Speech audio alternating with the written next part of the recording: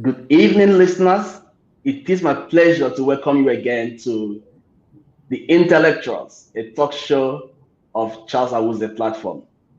Today, we have with us a great and amazing woman. She is a champion of women empowerment from spending some of her childhood in a foster care, working in a hairdressing salon at the age of 12, and later working as a secretary. Our guest has risen to success through hard work and through hope. It is my pleasure tonight to welcome the Executive Director of Hirsch stores in South Africa. Welcome, Mrs. Margaret Hirsch. Thank you so much, Charles, and thank you for having me on your show tonight. I hope that everybody's going to enjoy the show very much. Yeah. Great, great. Can you please tell us about yourself? Who is Margaret? Well, I am a daughter. My mother's still alive. She's 96, and I'm 71 this year. So, I've been around a long time. And then I'm a wife. I've been married to my husband for almost 50 years. I have two children. My son is 45. He's CEO of our company. And my daughter is 43, and she's in charge of all the marketing in the company. So It's very much a family business. We work really, really hard. We all work together, and it really goes incredibly well. It wasn't an easy life. My father died when I was 10, and I saw my mother struggle in a world where she really couldn't cope. And that's what pushed me into women empowerment today. And that's why I work with women empowerment today, because I just don't want to see anybody suffer like she did. Wow. You are an inspiration, Margaret. You are a huge inspiration. I'm going to go straight to my first question for you. Margaret, tell us, what was your early days in business like? Tell us about your early days in business. What challenges did you meet, and your motivation in those days? Please tell us. Well, our business started, my own business started first, because when I'd been married for 5 years, and when I told my boss I was pregnant, he fired me. He just said 2 words, "You're fired." And in those days, there was no CCMA. You took your handbag, went home. And so I was 4.5 months pregnant, and I had no job. So I started my own business, as I was a shorthand typist. I would type all the stuff for people in the morning, and they would fetch it in the evening, and then I would type in the night for other people, and they would fetch their stuff in the morning. And so I went. And my husband at that stage was a refrigeration technician, and he spoke to his boss, and he said, people are starting to discount. And this was in the early 70s, 72, 73, when Alan J. Hellman started Game, and Dion Friedlander started Dion's, and Tony Factor was big in Joburg. And he said to his boss, "Look, I'm just the repairman here, but why don't you discount stuff and you'll sell so much more?" And his boss said, if you're so clever, why don't you go start your business? So we went from having 2 jobs and no children to having 2 children and no jobs in the space of 1 year. Now that propels you forward when you've got extra mouths to feed and you have no money coming in. You have to work incredibly hard. So we did. And it started off very slow. We started off just repairing air conditioners, and then we went to fixing fridges and stoves and washing machines. And then people would sometimes say, "Look, this is really ancient. We can't fix it anymore." And then they would go and buy a new one. So we would buy the new one, and we would sell it to them, and then we would put a little bit of profit on it. And that's how we started, very, very slowly, just 1s and 2s. Until one day we bought in a microwave oven. Now, do you think back in 1979, people didn't even know what a microwave oven was. So we bought one, and we didn't know what it was either. So I took it home one weekend, and I found that it combined 2 of my favorite things, speed and food. So I could cook something really, really quickly. So I went up and I decided to show other people how to use the microwave oven. So my shop was so small, it was as big as your toilet. So we had to put all the stuff outside on the pavement, and I invited some ladies in, and I cooked a chicken, I cooked a pineapple upside down cake, and I made some fudge. And just on half an hour, I let them eat the food, and they were so blown away. They bought the microwaves. And that was our tipping point. In any business, you get a tipping point. That was our tipping point. And that tipped us from just going along and joining a crowd of all 97% of all other businesses that fail in 3 years. That was our tipping point. And that's what I say to everybody starting a business. You've got to have one unique feature, one feature that differentiates you from the rest of the world. Because everybody's doing what you do. You have to have one thing that's different. And that was our difference, that we took the microwave oven, which was new, we cooked in it, we showed people how to use it. And that took us, and from there we went from strength to strength. So we started very small in one tiny little shop, and we moved to a slightly bigger shop where I had a cookery school where I taught cooking in a microwave. And then from there we just grew and grew and grew. We bought another shop. We bought a business that was failing. We started very slowly. You know, people think, you know, I always say my overnight success took me 35 years. So it's not, it doesn't happen. There's no magic pill that you can take to become rich overnight or to have a successful business overnight. It takes long, hard hours of hard work. And that, people say to me, what's your secret of success? I say 2 words, hard work. There's no substitute for that. Wow. And Margaret, you mentioned something, you know, that touched me. You mentioned being fired for being pregnant. And I'm going to say something to you. One of the things that inspires me personally about you is how you treat your employees, how your relationship with your workers. You know, I watch from afar and I am super inspired. And I want to ask you a straight question. You know, you're being fired in any way inspire you to be the nice boss you are to your employees? Did it in any way inspire who you are today? I always say to people, your biggest asset is your employees. I mean, without them, you can't everything. You can't do everything yourself, especially me. I've got 22 shops around the country now. I can't be in 22 places at once. So what I did is I started teaching my staff myself. I teach all of them myself, and I teach them how I want the job done. Because if you don't teach them, how on earth would they know? People often employ somebody, give them the job, and they expect them to do it, and they didn't teach them. So I teach them all how to do the job, and I tell them how I want it done. And from there, I just check on them. And you know, if you give a person a bit of responsibility, they're usually very good and they stick to it and they do their job properly. So I look after my staff. I mean, I know all their names, I know their wives, I know their husbands, I know how many children they've got, I know where they live, and everything, right from our cleaners right to the CEO. I know them all, and there's a lot of them. I have to tell you a lot.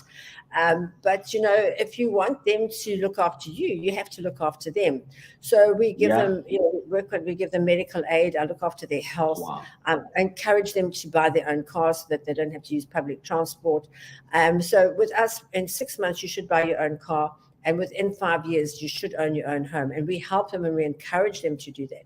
The other thing that makes us very different is, well, firstly, we have everything we want. We work to help our employees to get everything that they want. But we also help them to grow. So we do lessons. If they haven't got matric, we help them to get their matric.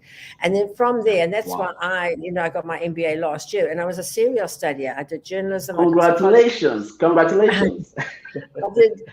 I did a business degree. I did my honors. I did my postgrad, and I had to do it because I had to show them that they could do it too. I did it because I wanted to, and I love studying, but I did it to say to them, I can work a full-time job and I can do this. And when students come to me and say, oh, Mrs. Hirsch, please sponsor me. I want to go to university and get a degree. And I say, excuse me, I got my degree while I was working full-time. If I can do it, you can do it too. Here's the proof, it's in the pudding. And so many people now, in fact, one girl who works for me part-time, she said, I would never, ever have been able to pay this. And she said, the other nice thing about it, if I borrowed money, I would spend the first 5 years of my life paying back my student loan. Whereas now, when I qualify, I don't have to work for anybody. I can work where I want. That's my message for Women's Month, which is this month. I'm saying to women, financially free women are free to make choices. You know, we could get rid of gender-based violence overnight if these women were financially free. The only reason they have to take the clubs is because they're not financially free. So if we can teach them a job and teach them a skill and let them earn money from that skill, and you know, women are incredibly talented. You know, I teach them to bake. I teach them to ice cakes. I teach them to cook food. I teach them sewing. I teach them to look after children. We teach them so many different things. And as soon as they become financially independent, they are so free. They can make choices and they can do whatever they want. They don't have to listen to anybody else. And that's, you know, a financially free woman she's free. She can look after her children. She's not, you know, chasing some man for childcare, for rent and for food and that type of thing. So that's my aim, is to make every woman in South Africa financially free so she can make her own choices. Wow. Look, guys, I'm speaking directly now to our viewers. You know, when Margaret says she knows the names of her workers, she knows the names of their wives. Look, she is talking about dozens and dozens of people. She doesn't have just 5, 10, 20, you know, tell me, hundreds, literally. Sorry, I lost you there for a minute. Okay, so I'm saying you have hundreds of these workers. Dozens and hundreds of employees, and you know many of them by name. So guys, this is a challenge. Go ahead, Margaret. Yeah, I know all of them because I've employed all of them. So, and we've Wow. got satellite companies working under us. So we've got our own employees who work for our company directly. But in Yeah. 1994, we didn't know what was going to happen to the country. So what I said to all my employees is, we don't know what's going to happen to this country. So what I'm going to do is I'm going to start all of you in your own businesses. So we took all our trucks and we sold them to our drivers at very low prices and let them pay us back. And we set them up in their own businesses. And then I took we have a lot of people who work for us, like we have air conditioning installers and we have gas installers and we have electricians and plumbers and a lot of different people doing different jobs aligned to our business. So we started them all in their jobs. I started 32 of them in their own businesses. And this is my 32 of them? Yes, in their own businesses. Wow. So this is a formula. So the man does the work, i.e. he's the driver or the technician or the gas installer, whoever. But the woman does the books. Now, this is a very, very important part of this philosophy, because if the woman does the books, the man doesn't go anywhere because she's controlling the money. And I want to tell you, in a country where the divorce rate is 73%, every one of those couples are still married today, and we're 20 odd years later. So it really works. It's a formula that really works. The family stay together. The husband and wife stay together. The money stays in the family. The business grows, and everything goes well. It's a formula that works 100%, I have to tell you. So, so all of them, and today, some of the businesses I started in 1994, their sons are working for me now. Their children are working for me because they went, they qualified, they got their degrees, and there were no jobs for them. So they came and worked with their fathers. They expanded the business, and the businesses are going from strength to strength. We've got to realize we live in a country of wealth and abundance. This is a country with more wealth than any other. And we've got everything at our fingertips. But what do? We don't utilize it. We walk around moaning and groaning about everything. I think of the people of South Africa had to realize that we're the breadbasket of the world. We've got the most amazing, rich land. We've got all the wonderful minerals. We've got a fantastic workforce. We just have to change the work ethic. And if we can do that, there'll be no stopping this country. And we can't let foreigners come in and just help themselves to our beautiful country. We've got to look after this country and make it the best that we possibly can. Yeah.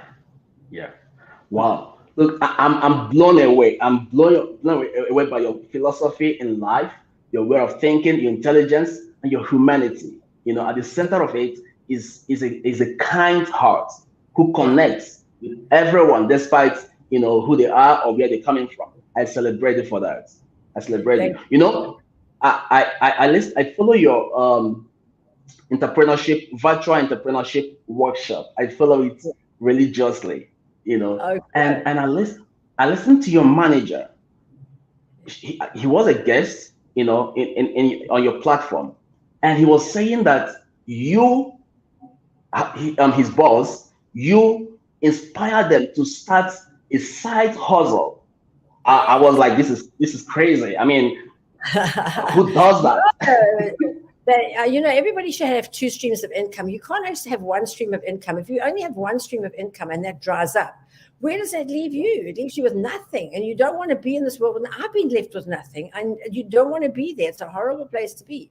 So I encourage all the staff to have a side hustle. So every single one of my staff has a side hustle. So, for instance, my cashiers, I encourage them to sell Tupperware or Average Lane or Herbalife or something on the side, because you get amazing training from those, multi-level marketing companies. They train you, that you get over the rejection. People tell you buzz off and take it. So you don't get upset. The first 500 times you do, but after that you don't. And so, like, for instance, my manager of my Umhlanga store, he owns a furniture factory and he makes furniture as a side hustle. My assistant Shane, he has a separate business where he does social media for other people. And so most of my staff have a side hustle. One of my salesmen yesterday, I said to him, I want to promote you and I want to move you to Cape Town. He said, I can't do that. He said, I've got a car wash in Randburg. I'm not going to Cape Town. So they've got car washes. They look after people's kids. They teach people's kids. They teach things to, they have a skill. They teach other people. So I encourage every single one of my staff to have a side hustle. So they have two streams of income. So they have their salary coming in and they have other money coming in. What it does is it keeps them honest. It keeps them reliable. It makes them understand business. They understand they've got their business, so they won't mess around in my business. So it has a lot of great things, and it and I say to them, when you're earning more in your side hustle than you're earning from me, that's the time you leave. And you start your side hustle. You carry on with it and you make a success of it. And we've got one guy who started with us selling beds, and now he owns his own bed factory and his own bed shop. Wow. Wow. So, and he still works with you. He started off working with me, but then he started earning more money up from his bed factory. So he left us and he works now in his bed factory. Yeah. Wow, that's great. That's great. Look, if you are an employer and you are watching tonight, this is an inspiration for you. You go back to your business, empower your employees, give them, all that they need to become successful like you. Don't have this thing of I'm the boss and I have to be the boss forever. Yeah. That philosophy has got to change. Go back there and empower those who are working with you. This is one lesson that I've got from you tonight, Margaret. And I'm going to go straight to a question which was sent in to us by one of the people on the platform. And they want to know, how can a small business transition from a tiny corner shop to a colossal organization like what you have today? How did you make it? How did you build systems that transitioned you from a tiny corner shop to a phenomenal business? Please tell us. Well, as I said to you, there's no magic pill. There's only two words: hard work. And you've got to be hard work, you've got to be persistent, and you've got to be resilient. You have to really do. But the other thing that you've got to do is you've got to give back to others. You can't just keep it to yourself. If you're hugging all the money to yourself, it doesn't work. Money has to flow. So, for instance, in the middle of all the looting and the rioting and rebuilding my shop, which was burnt and everything, I was building a school in Komashi for children. And one of the teachers wrote to me, she said, Margaret, you've got to help us. We've got 700 children here, and they're all drinking from one tap, and we don't have any toilets, and it's terrible here.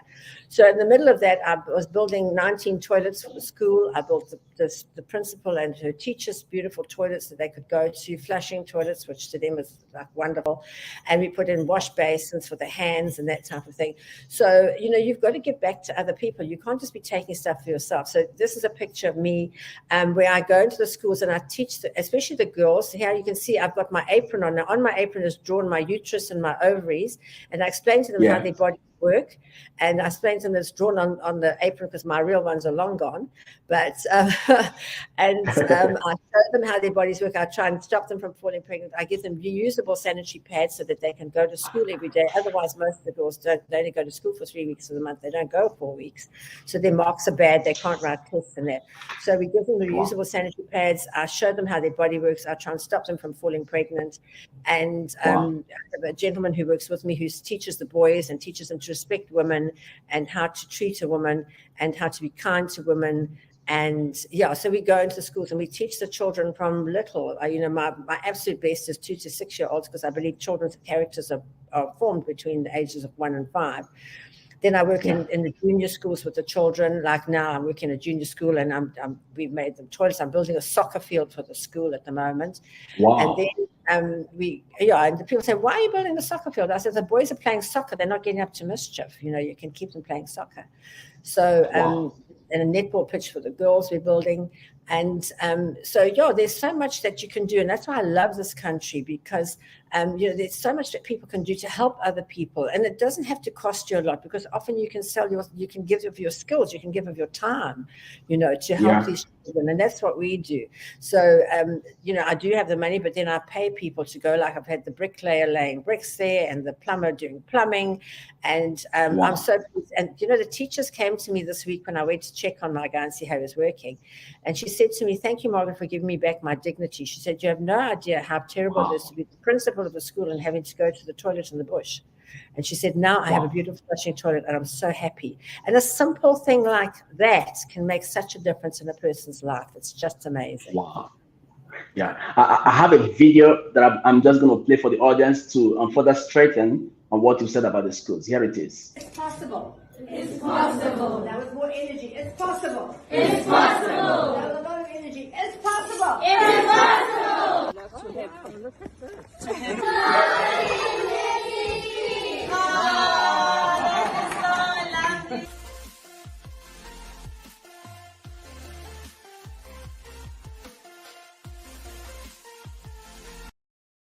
breaking the toilets. Yeah, so yeah, we do it. I love it. I love the work I do. It's just, for me, it's an absolute blessing to be able to do it. I love to encourage the children. I tell them that it's possible. Everything is possible. You can be anything you want. You can be anyone you want to be. You can do anything you want. You can have anything you want if you just work. It's a very simple. That's that 4-letter word that most people never do, is work, and work hard and consistently every day. Yeah. Wow. And there is something striking that you said, Margaret. You said, let the money flow. Don't hold it. Let it flow. And something struck me. When you let it flow, then the business grows. Where did you get that from? I mean, did you hear it from someone else, or you get these inspirations from within you? How do you generate this inspiration? How do I generate business inspiration? Well, money has to flow. You've got to make money, but you've got to share it. You can't just hang on it yourself. So when we, as I said to you, we started off by selling our trucks to our drivers and letting them start their businesses. I work with women, and women come to me. I mean, I've got a lady called Anna who came to me, and she was 56 years old. She only had 30 Rand between her and starvation. She said, you've got to help me. I'm tired of being poor. So we took the 30 Rand, we went to the spa, we bought some groceries, we came back, we baked a cake. When we finished icing the cake, I said, okay, now go and sell that cake for 60 Rand. So she went and sold it for 60 Rand. When she came back, I said, okay, now let's go back to the spa. We went and bought groceries, and we bought ingredients to make 2 cakes. And we made the 2 cakes, and we went back. We sold them for 120 Rand. We came back, we made 4 cakes. And so we went on. And today, she's a millionaire in her own right. She drives a Mercedes-Benz. She's got a beautiful home in Somerset West. And she did that all from starting with 30 Rand. And she built up from there. In fact, just 3 weeks ago, a lady came to me, and her name is Pearl, and she said to me, Margaret, you've got to help me. And I said, how much money have you got? And she tipped her purse out, and all she had between her and starvation was 70 Rand. And I said, okay, let's take that 70 Rand. We bought ingredients. She started making scones and ngwenya. You know what ngwenya is? It's like what Afrikaans people call fit. And she started making those, and I would phone her at 4 o'clock in the morning when I get up. I'd say, Pearl, wake up, get up, you've got to start cooking. And she would get up and she would start cooking. And I said, 7 o'clock, you've got to be on the side of the road selling your scones and your fed cook. And she phoned me now. This is only 3 weeks later, and she's banking 2,000 Rand at a time. So, it's possible to do this, but you've got to do it ongoing. Some people can work hard for a short time and then they stop. You can't stop. You can't stop. You have to keep at it, because it keeps building. The momentum carries you forward. It's like a train. If it's going really fast, it'll just keep going. But if you stop the train, it's hard to start it again. It goes cha-chuk, cha-chuk, cha-chuk, and it takes a long time before it starts going fast again. So you can't stop. Here, people want to stop on weekends. We do 80% of our business on weekends, while other people are not working. We are working. That's where we do 80% of our business. So, And I mean, I get up 4 o'clock in the morning. 4 o'clock in the morning, I'm up, I'm ready, I'm showered, I'm dressing, I'm ready for the day, And then so I get an extra. I mean, most people are waking up at 7. I get an extra 3 hours every day. Times that by 7 days a week, times that 30 days of the month. I'm getting much more time to do things. And people say, where do you find the time to study? Well, I study because I stay up late at night. I don't go to sleep till midnight. So if I've got to study, I can study then. So I think a lot of people sleep too much. You don't need to sleep as much. If you go, a human being needs about 4 hours sleep. If you sleep for 8 hours, you'll wake up as tired as you went to bed. That's great. A comment from Juliet Scott says, I am not surprised to hear that her business is doing great. She has invested great care in her employees. She believes in their capacity and works hard. And that's the truth. That's the truth. Margaret has raised multi-millionaires. My life is inspired by her success. I got into electronics. I got into the power bank business because of the inspiration I got from Margaret. She's my biggest inspiration. She and Mr. Al and her husband, they're my biggest inspiration. And that person says, everything is possible. And that's your words to the kids. Everything is possible. Thanks for this reminder. Thanks for this reminder. And I have a question from Kel Armstrong. He's asking, hello, ma'am. I would want to know what your biggest challenge in managing such a huge number of employees is. Your biggest challenge in managing such a huge number of employees.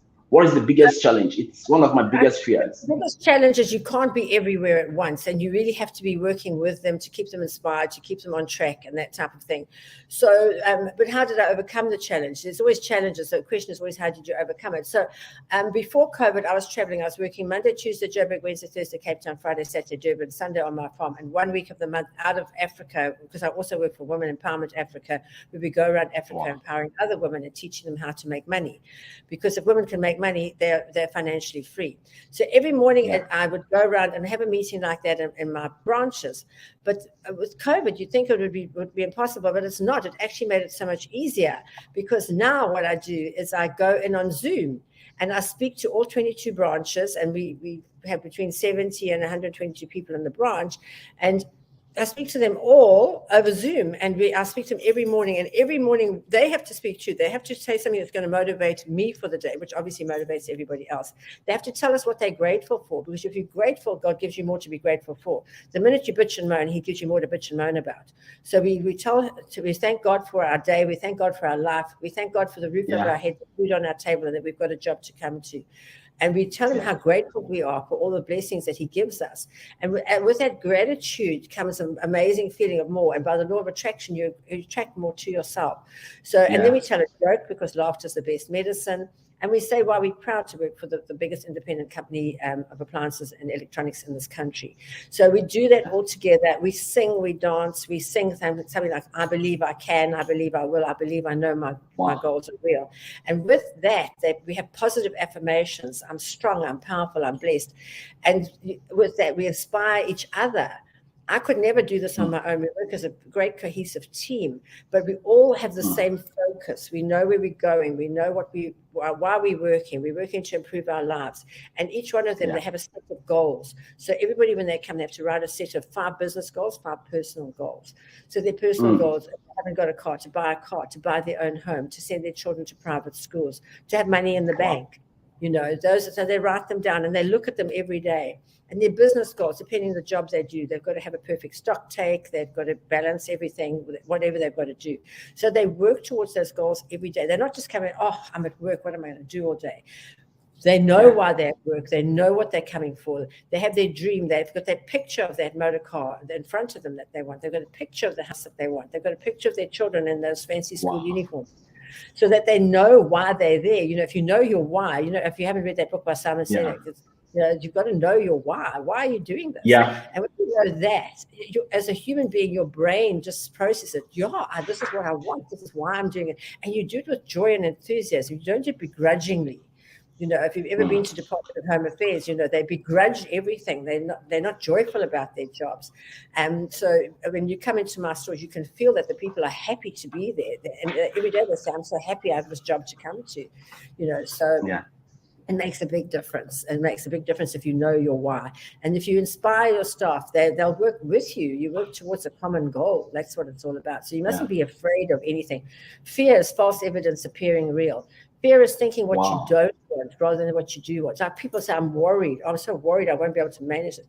Well, don't worry about it, because if you're worrying, you're thinking what you don't want to happen. You have to turn that around to think what you do want to happen. Because what you think about, you put out all day long. You know, it says in the Bible, if you can see it in your mind, you can hold it in your hand. You have to be able to see what you want. If you see what you don't want, that's what you're going to get. Yeah. Wow. We're going to go on a short break. And when I come back, I'm going to discuss a topic that I have heard you talk about several times. It's about imagination. And you just spoke about it, imagining the car you want to drive, the house you want to live. We're going to talk about that once we come back. But before then, here is just a quick break.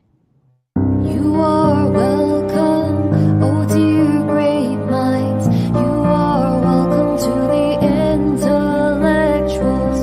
You are welcome to learn and unlearn. Think what thinkers with Charles Awuzie.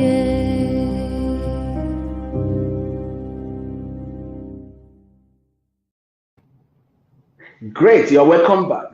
Just before we went on the break, Margaret, you were talking about inspiring your employees to think, to imagine, the house they want to live in, the car they want to drive in, kind of schools they want their kids to go to. So I've heard you talk about imagination many times, and I want to hear you talk about it on my platform today. tell us the power of imagination. How do you imagine and what do you imagine? Well, I have a fantastic imagination. I live in my imagination a lot of the time. I'm imagining what I want to happen all the time. But if you don't have a powerful imagination and you're not sure how to do it, you've got to have what's called a vision board. So you do a circle, just draw a circle, and you draw a cross again and a cross. So you divide it into like 8 pieces of a cake. And you say to yourself, what is the most important thing? Now, if I had to ask you what the most important thing in your life is, most people say love or money or the children or my husband or whatever. The most important thing in your life, which has really been brought home recently, is your health. Without your health, you have nothing. So it's no good being the richest person in the graveyard. That's no good. You've got to be healthy. And especially in the pandemic, that's really brought it home to us. So your health is really important. So those of you who don't know, I'm a vegan, which means I don't eat meat, chicken, fish, and I don't drink milk, and I don't have eggs. So I don't have any animal products in my body. So, and I'm 21 years old this year, and I've never been sick in my life because I then So, if you eat animal products, you will get sick. There's no doubt. So if you don't want to get sick, you just stop eating them and you'll feel so much. I mean, my hair is thick at my age. Most people are losing their hair. My skin is fine. I have energy. I can do things because I don't eat any animal products. I only eat vegetables and fruit. So I have a vegan cookbook. So if you don't know how to cook vegan, I have a cookbook out which teaches you how to cook vegan. And you'll be so much healthier. But also you'll be so much more wealthy because when you look at your grocery trolley, in my trolley, there's no meat, there's no chicken, there's no fish, there's no eggs, there's no milk, there's no cheese, there's no yogurt. So you're only having fresh vegetables, which is healthy for you and it costs a lot less than putting all that stuff in your trolley. So health is really important to you. Secondly, you've got to exercise. Today people spend a lot of time in front of the computer, in front of the TV set. If you don't move your body, you start to creak and groan. I mean, you see people of my age walking, they don't walk, they shuffle and they can't move. You don't want to be like that. So I do yoga every day. I have a fabulous girl that I do yoga with. And and it just loosens us up. And we're 70 years old and we still, like on Sunday, we're going for a swim in the sea at 7:00 in the morning. We do things that get your energy going. You can't say, I want to be energetic and enthusiastic, but I'm just going to sit in front of this TV all day. You can't do that. You've got to do that. The second most important thing that people don't realize is that your partner will bring you 99% of your happiness or your unhappiness in your life. It's so important to choose the right person. If you choose the wrong person and you're living with the wrong person, you've got to get the hell out of there because you only have one life and you don't want to ruin it. My brother-in-law and my sister-in-law were married for 37 years before they told each other they'd made a mistake. They'd married the wrong person. And they both knew that after 3 weeks. Just imagine how different their lives would have been if they'd have said, look, sorry, I've made a mistake. I'm out of here. So, and that's why I say, when I chose my husband and note my words, I chose him. He didn't choose me. I chose him. And we've had the most amazing marriage for 50 years. We just had the most happy marriage because we chose the right person. And if you have that person, it makes such a difference in your life. The other thing is your family. In every family, you have a black sheep in the family. And my brother was a black sheep. He was an alcoholic, and we used to put him into rehab and eventually I said to my mother, we've got to let him go. And she said, you can't let him go. He's flesh and blood. And I said, you know what? He's pulling us down. We've got to let him go. So we let him go. And guess what happened? His life got better and so did ours. He found a wonderful woman who looked after him and took him off our hands. And our life got better because we didn't have to worry about him all the time.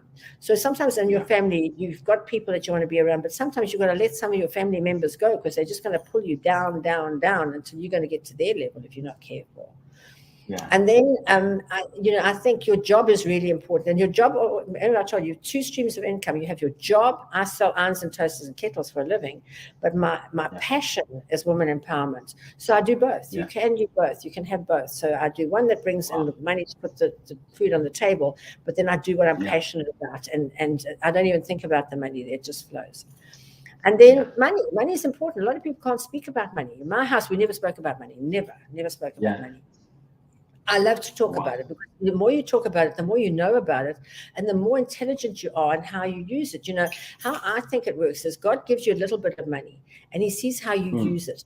If you are careful with it and you make it grow, he gives you more. If you waste it, he doesn't give you any more. If you give me your last 100 rand and I tear it up and I put my hand out for another 100 rand, what you going to say? You're going to say, I'm not going to give you another 100 rand. You just tore the last one up. And that's what God's like. He sees you smoking and blowing it, lighting it and blowing it into the sky. He don't give you any more money. If he sees you Yeah. putting alcohol down your throat and peeing it up against the wall, this person not going to value this money. But if he sees you working hard and building a business, he's going to say, "Shuff, this person really deserves some money." So it's just amazing. And then you've got to have nice things around you. I've got nice clothes. I live in a nice house. Yeah. It's nice to have nice things around you. I've been very poor. When my father died, my mother was earning 30 Rand a month. We lived in somebody's back room, the Beta Karma, the outhouse. That's where I lived. Yeah. Child growing up. And I decided I didn't want that life. I decided that there's got to be a better life for me. And I decided that if I worked hard and I saved my money, I could have the life that I want. And I do. So you've got to be really careful, but it's nice to have nice things around you. You feel good if you've got nice things. If you you feel terrible, you don't want to feel like that. So it's good to have that. And then your spiritual life, you have to. It doesn't matter if you pray to God, Buddha, Allah, Krishna, Rama, Jehovah, whoever. You can pray, but so long as there's a higher power that you've got to answer. You can't do what you want, because someday you're going to have to go up there and say, "Oh my gosh," he's going to say, "What the hell did you do? You were doing it wrong." Yeah. And then, of course, the biggest thing of all is you've got to give back. You've got to give to others. You can have anything you want in your life if you help enough people to get what they want. So there we go. Yeah. I like the way he says it. It's fruits and veg only. That's a huge discipline. It's actually easy. It's so easy. And I could no more eat a piece of meat now than you could fly to the moon, because it's just, I wouldn't even think about it. Wow. Look, this is massive. This is massive, and there are lots of people who are watching, who are trying to make a better decision in their diets, especially people like myself. I've been told by my doctor many times they said, "Charles, look, you have to lose weight. You just have to lose weight." And somehow I make excuses, and if someone at your age, you're 71 and you can discipline yourself this way, I'm personally, and a lot of people on this platform, we are inspired by your discipline, Margaret. You are massively inspired. You said you went to your doctor. If you're a vegan, you won't even go to the doctor. I think the last time I went to the doctor was I went recently to have a blood test, because I had to go for a COVID test. Yeah. But before that, I think the last time I went to the doctor was when I had my children, Wow. Actually, no, the last time was when I had my hysterectomy, which I had from choice. But before that was my children. But so, you don't go to the doctor because you don't get sick. Wow. I'm going to keep you posted with my vegan journey. I'm starting from tomorrow. I'm telling you. Come and get my vegan cookbook. I'll send it to you, and you'll be able to cook vegan. Thank you. And you'll never look back. And Wow. You'll feel so much better. And my friend, I was always vegetarian, but my friend went vegan, and I saw her hair became looking good. Her skin looked good. Wow. She had so much energy. It was just amazing. And so I went the same. And you will not know yourself. You'll be like a different person. It's just amazing. Wow. That's the way to go. And I'm starting from tomorrow. I've always, I have a friend in the US. He's at Silicon Valley. He is a vegan. And for the past 3 to 4 years, he's been saying to me, "Charles, this is the way to go. This is the way to go. You have to take care of your health. Don't just go chasing after money. You need to be alive to, enjoy the money you're making." And this is what you're teaching us tonight. That look, it's okay to do business, but take care of yourself. Look after yourself. And that's some really great inspiration right there, Margaret. Yeah, what a lot of people don't realize is you can't pour from an empty cup. If you haven't got any energy in you, you can't give it to somebody else. You have to have the energy to give it away.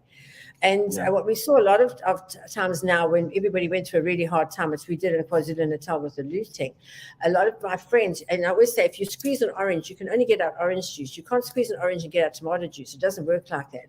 And when you put people under pressure, you see the real person coming out. And there were a lot of people who just ran away and didn't want to face it. And then those tough ones like us, we just said, we're going to face this. We're going to get through it. We're through it now. And we're up and running already, where others are still haven't even cleared up the mess yet and still thinking about when they're going to open it.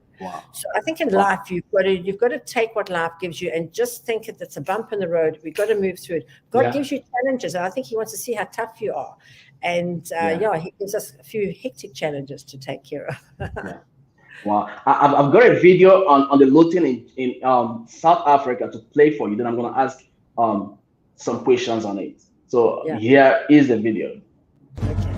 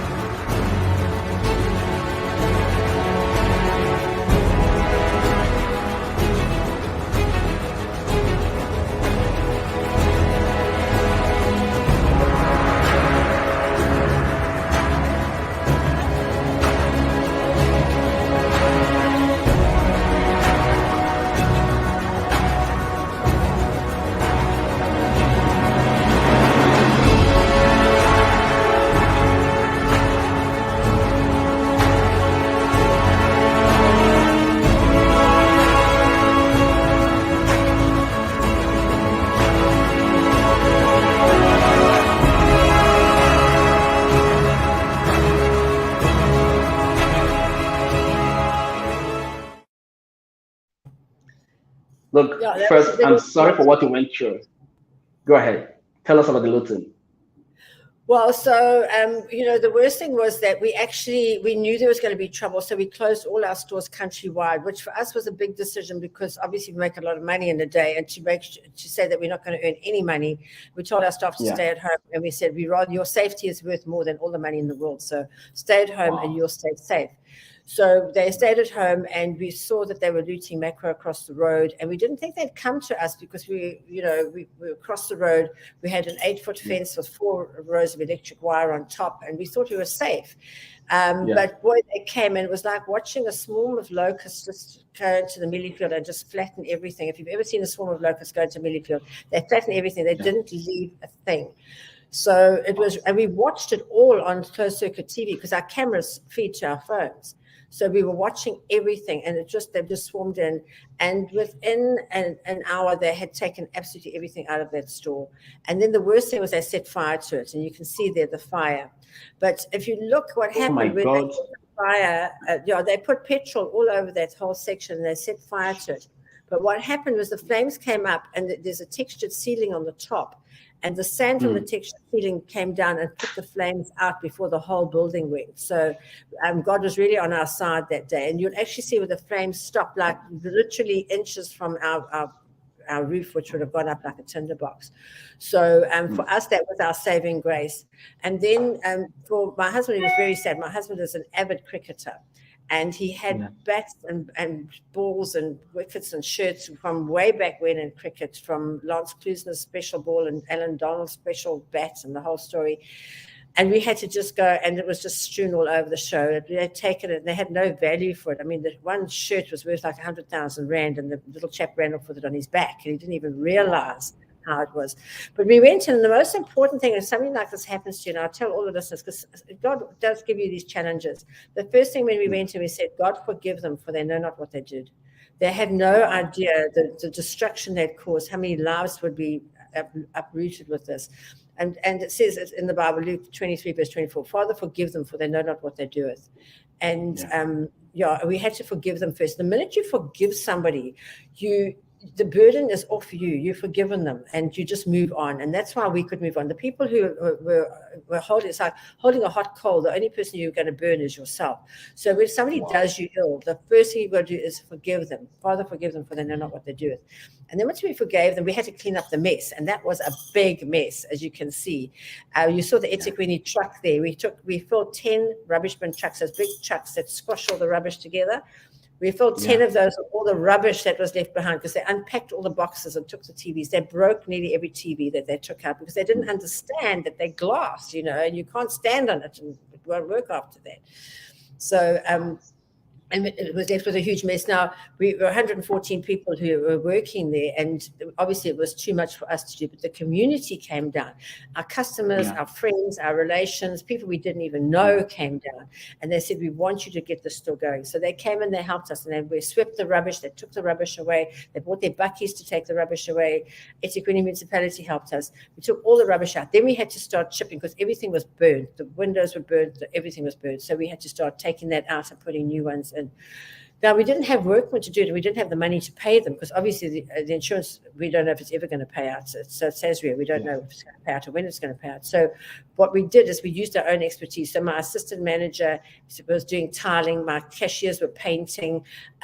We washed the windows. We did everything. We had to do 90% of the work ourselves, because we didn't have the money now to pay other people to do it. So we did it ourselves, and we washed and we painted and we scrubbed and we cleaned and we tiled, and we got everything again looking clean and white and nice.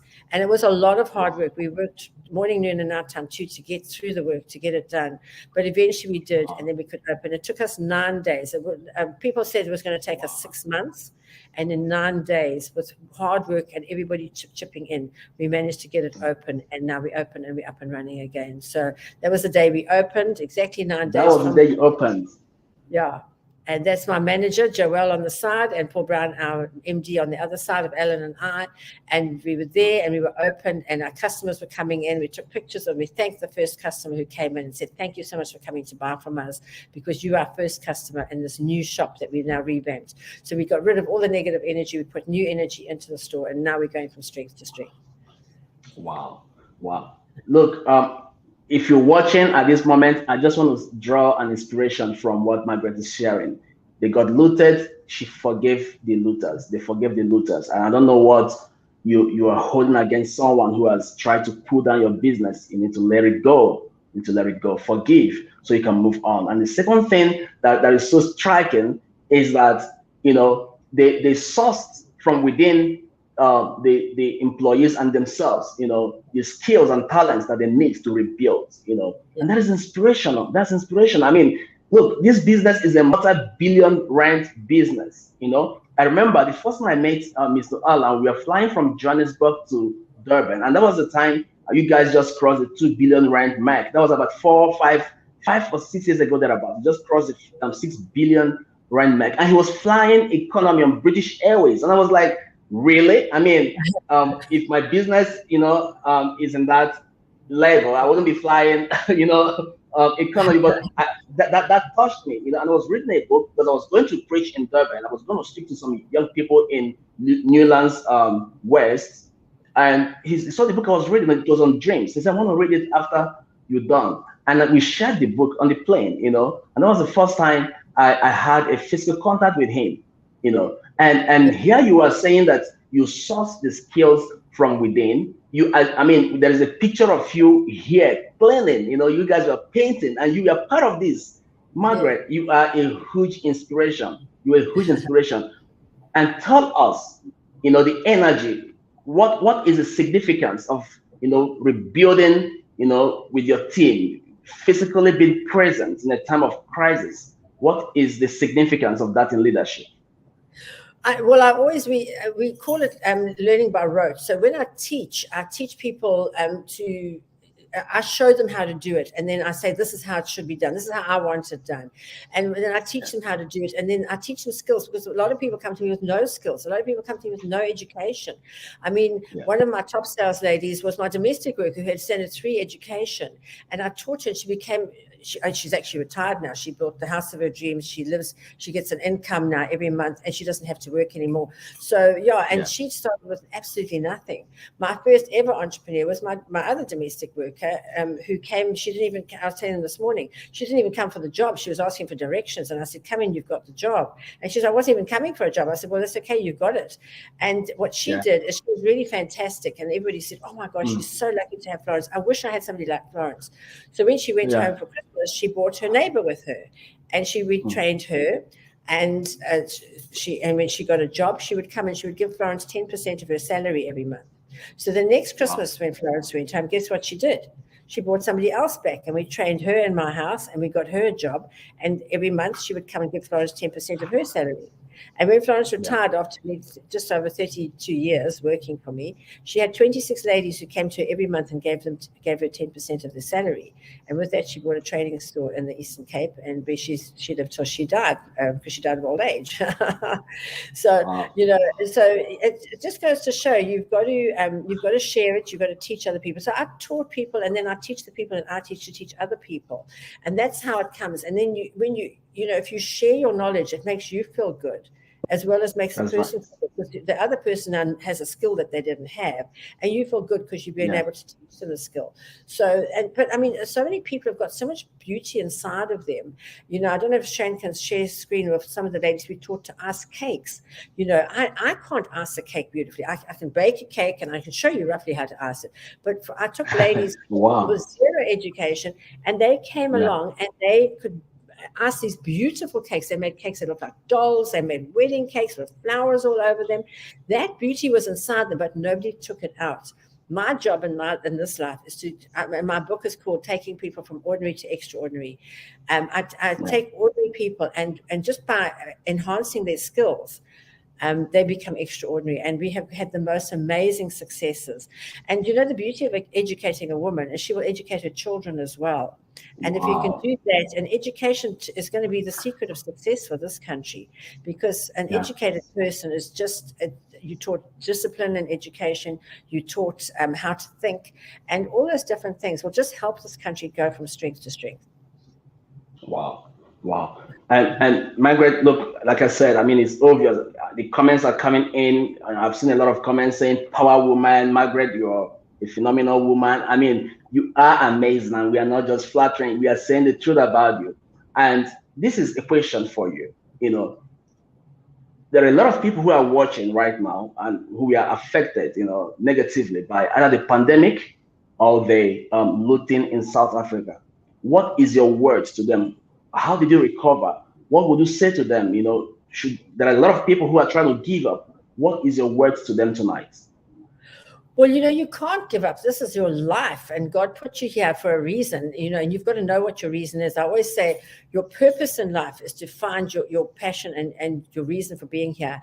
And once you find that, you've got to give it away and share it with the world. So a lot of people want to give up, but you can't give up. God put you on this earth to test you, to see how strong you are, to see, what you can do. And you've just got to decide what you want. And I think so many people keep thinking what they don't want. So rather think what you do want. When I live in this beautiful flat in Umhlanga where I am now. I have a beautiful home in Joburg. I have a beautiful farm. I saw them all in my mind before I turned them into reality. So what you can see in your mind, you can hold in your hand. You've got to think what you want rather than what you don't want. And even if it seems impossible, I remember when I bought my Porsche, I wanted a Porsche. And people said, what do you want a Porsche for? You don't even drive fast. I mean, you're an old woman, for God's sake. I want a Porsche. And I put the picture up. I knew which one I wanted. And I put the picture up and I just worked towards it because I pay cash for everything. So I saved up my money. And then when I had enough, I went and I bought it. And it was the most beautiful car ever. And, you just see it and you just work towards it. And that's what you think about. You see the picture every day. working, you put in a little bit of money away every month until you can afford it. And that's what it is. You don't go and borrow money. If you borrow money, you've got to pay it back. And the only person who gets rich is the person you borrowed it from. If you save up and you do that a little bit at a time, and I didn't go from, catching public transport to a Porsche. I had a lot of different cars along the way. I bought a second-hand car, which cost me more money in repairs than I ever paid for it. And then I thought, no, I'm never going to do that again. Then I bought a brand new car. Then people said, you must lease a car. So I leased a car. And guess what? One of my workers took it to go and deliver something, and he had a crash. And then I'd leased it. And I didn't have the car, and I was still paying the money. That was a stupid thing. So then I thought, well, I won't do that one again. And then eventually I said, you know what I'm going to do? I'm just going to pay for the damn thing, and then it's done and paid for. So, you learn these things along the way. Nobody can really teach you. I always say what you need to learn at work, they don't teach you at Harvard Business School. You've got to learn it the hard way. You learn it a little bit at a time. The first time you do it, it's a mistake. The second time, if you do it wrong, you're an idiot. So you don't do that. You make sure if you make a mistake once, you learn from that mistake. Never going to do that again. Next time I will know how to do it properly. And that's how it is. It's a long, slow process. So you just decide what you want. Like I wanted a house, then I got a bigger house. My first house that I ever bought, I bought here at 1 Atterbury Road in Durban North. I paid 2,000 Rand for it. That's how you can imagine what it was like. It was a scrap house. But I put something in it, you could do it up a little bit. I paid it off and I sold it. And I moved up the road to a slightly better house. I bought 97 Lothian Road. I put a tenant in there who was from hell. He put his dogs, he used to lock his dogs in the bathroom. They scratched all the enamel off the bath. I mean, it was a nightmare. But you learn from that. And so then I sold that. And then I bought a better house until I bought the house of my dreams, which was 1 Grosvenor Crescent in Durban North, which is where I lived and brought up my children. So, you go in steps along the way. You can't, if I decided to buy that house of 1 Grosvenor Crescent, I would never have been able to afford it. But by buying the little one, paying it off, that's how to do it. It's just slowly, and just working towards your dream and your goal. You will get there. There's no doubt. Wow, you will get there. There is no doubt. That's a great word. And I have a very personal question for you. And you've mentioned something about it. Now, here is a picture of you and Mr. Alan, your husband. And I want to ask you, you've been married to Mr. Alan for over 50 years, literally over 50 years. What is the secret to your success in marriage? You're not just a successful businesswoman, you are a successful family woman. And that makes you an amazing, complete being. What is the secret to your over half a century of marriage? Well, when I married my husband, and you notice I say I married him, it was a bit of a surprise to him. But anyway, when I married him, I said to him, I will look after you better than anybody else ever will. But in turn, you must look after me better than anybody else ever will. I also said to him, if you ever find anybody better than me, you're welcome to go, because I want to be the best person in your life. And if I'm not the best, then I'm happy for you to go somewhere else, but I'll make sure I'm always the best. And and he always came home to a hot meal and a warm bed, and lots of men, that's all that they want. And he's very happy to be there. And we are closer today than we've ever been in our lives. We've got an amazing family. We've got our children are both married, and we've got 5 amazing grandsons. So we can't wait. And they're growing up to become amazing human beings. Wow.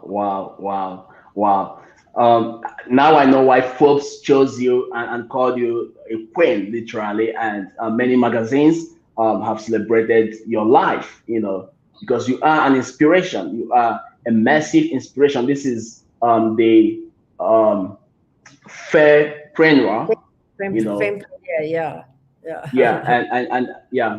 you are on the cover page of that, and many other magazines, celebrating the gift that you are to our generation, And I'm not going to take much of your time. I'm going to ask you my last question, which is your parting words to our viewers. What are your parting words to our viewers tonight? I tell you all this not to impress you, but to impress upon you that if I can do it, you can do it. There I came out of a foster home, Loop Street, Pietermaritzburg, to a mother earning 30 Rand a month, living in the back room of somebody's house, to today earning a lot of money, owning all my own homes. I've got a couple of Porsches. I have everything that I want. I have the most amazing family. I have an amazing business. I have wonderful staff working for me. You can have it all. Don't let anybody tell you you can't. You really can. But the 2 magic words, which you must never forget, hard work. And I've actually made it 3 magic words. constant hard work. If you work hard every single day, God will reward you with blessings. Never chase money, because if you chase anything, it'll run away from you. Just do good, work hard, and the money will flow automatically. Thank you. Wow. And that brings us to the end of today's session. Do good, work hard, and money will chase you. Thank you so much for being part of today's show. And thank you so much, Margaret. We are going to be having you, from time to time, please. And look, you're an amazing inspiration to our generation. Thank you so much for coming today. We love you so much. Thank you very much. Thank you. God bless you. God bless you.